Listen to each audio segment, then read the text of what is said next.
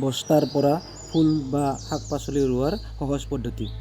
প্ৰথমতে বস্তাটো এনেকৈ চিলাইটো খুলি ল'ব, তাৰপিছত এনেকৈ ক্ল'জ কৰি আপোনালোকে চিলাইটো খুলি ল'লে তাৰপিছত এনেকৈ ক্ল'জ কৰি বান্ধি দিলে সেইডাল সূতাৰে হ'ব।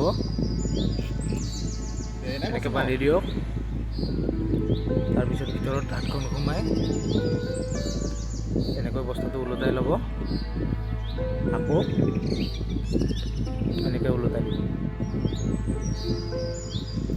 হৈ গ'ল। তাৰপিছত মোৰ তাত বেলেগ খাৰ নাছিলে একো, গোবৰ আৰু মাটি দি মই আপোনালোকক দেখালোঁ। বস্তাটো এনেকৈ অলপ ভৰাই ল'ব, ভৰাই লৈ এনেকৈ অলপ টেকিচি দিব, তাৰপিছত যি পুলি লগাই আপুনি লগাই।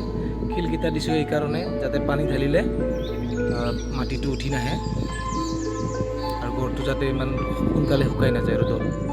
আৰু এনেই দেখাত ভালৰ কাৰণে মই ৰং কৰি দিলোঁ অলপ শিলকেইটা।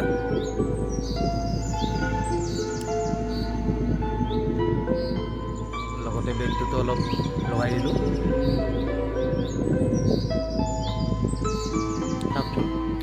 এতিয়া নৰ্মেল আমি যেনেকৈ বস্তাত ভৰাওঁ সেইটো বস্তাতকৈ এইটো পূৰা ৰাউণ্ডকৈ বহি গৈছে, মাটিৰ পৰা সম্পূৰ্ণ টাচটোত আছে।